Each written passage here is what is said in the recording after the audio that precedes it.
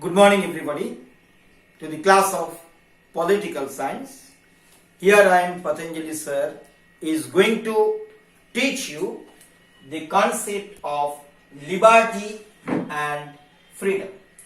It is a part of political theory. You know that you do have two books, one theory and one administration.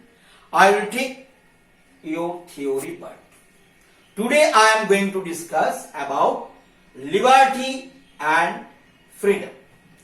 When I am going to discuss about liberty and freedom, I will discuss in this regard the three main parts. What are these? Number one, define it. Number two, characters. Number three, constraints on liberty and freedom. When we are going to discuss and going to teach or going to learn even liberty and freedom, we have to conceptualize this in a very single language or simple language. What is that? Liberty and freedom are correlated. It is just like a hand.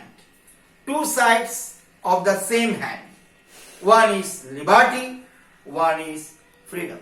We cannot separate this. Why? Because if there is no liberty, there is no freedom. And if there is no freedom, there is no liberty. Hence, liberty and freedom are correlated.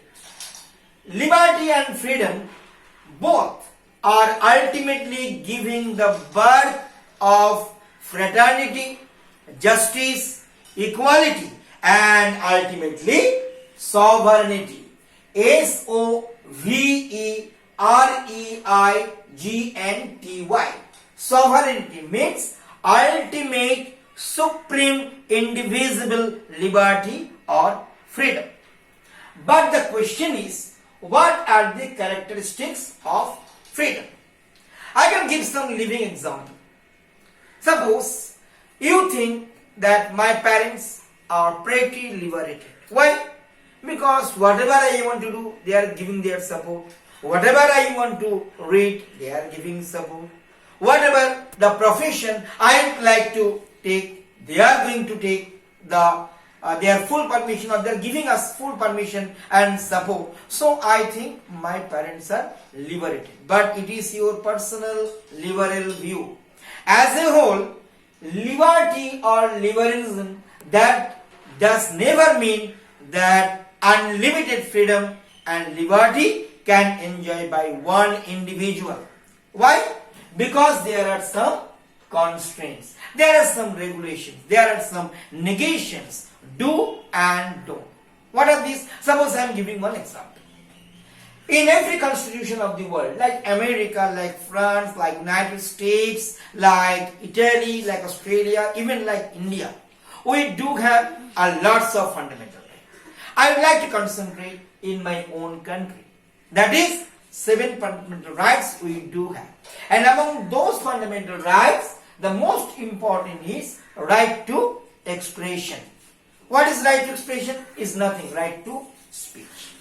Suppose I am going to make my own comment about some social incident. In this case, I could take a very example of the famous film producer Deepa Mehta, who did make in the early 90s a very, what can I say, the burning issue oriented book, The Water. He did also make Earth, Fire, so on and so forth. These are all correlated movies on freedom and liberty. We know that very well. I don't know whether you know or not, but I could remember Deepa Mehta's Water was regarding the widows of Varanasi. So, in that case, Deepa Mehta did reveal how the liberty and freedoms of Indian women did violate in that time in India. Another example I could give, the Suki of Myanmar, the Nelson Mandela of South Africa, Mahatma Gandhi of India. They are all fighting for right to expression, liberty as well as freedom. These are all examples that how freedom is very much important in the case of gaining and modeling a personality. The personality of a person, a girl or a boy. I could remember in this regard a very famous statement of Greek philosopher Aristotle. What he did say? He did say, man is born free, but everywhere he is under chain. Why? See, when the baby is going to take birth, he or she is crying. When our near and dear ones are going to die, we are also crying. Why this crying? This crying refers nothing but the condition. From birth to death, we are under natural laws, natural regulations, conditions. So if I am going to think I am completely liberated, I am going to enjoy enormous freedom, no, it is a wrong concept. Freedom and liberty is not unlimited.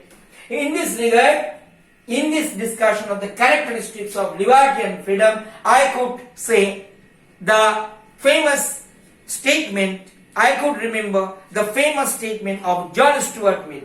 What he did say in the harm principle theory. John Stuart Mill did say that we have two kinds of activities.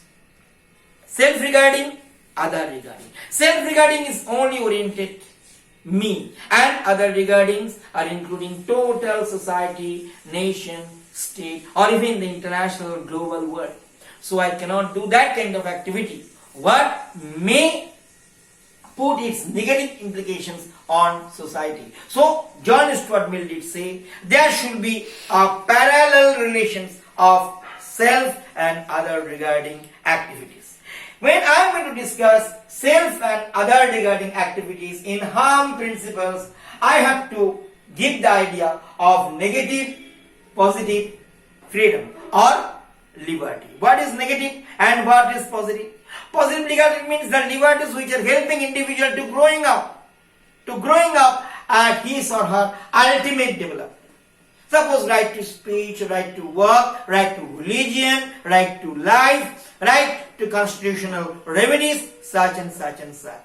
And what is negative? Negative means little bit of constraints. All the fundamental rights are not going to enjoyed by us completely without any hindrances. There should be some hindrance, and that will for our betterment. What kind of betterment? We could understand that in the case of enjoyment of right or liberty, whether we are right or wrong, any of our stepping is going to hamper the social life. That had been deflected by John Stuart Mill's concept of harm principles. So as a whole, we did discuss liberty and freedom. The two dimensions of liberty and freedom are its characters and its constraints. In that case, I would like to give another practical implication. What is that? Suppose in 1949 in China, when there was a Mao regime, Mao Zedong, the Communist Party of China did say and did declare or did give the verdict and direction to all Chinese people. They have to wear Mao's coat or suit. Why? Because they did think that it could bring a homogeneity in the society. I mean, all are perfect communists. I am sorry, it is not. Mere dress never implies any kind of meaning that we are pretty communists or we are all equal. We are all equal by mentality and physical strength. In that case, I can also say about school uniform. School uniform for what? To maintain the uniformity, to maintain the order of an organization. It doesn't mean everyone is equal. But when you are in organization, to maintain the organization rule and principles in uniform way, so we are wearing uniform. But that doesn't mean it will be holding all the people togetherly, externally and internally. So that is another concept of negative liberty, or this is the negation against liberty or freedom. So in today's class, I have got the concept of liberty and freedom. We did define it. We did discuss about constraint, characters, the main characters, sovereignty, how it is going to be correlated with freedom and liberty, and also harm principles, including negative and positive concepts. So please go through your text, NCERT books, you read, and if you do feel still any doubt or you do have any question, please send it for me. I am ready and happy to give you answer. Till then, goodbye, and we will meet again in the next class.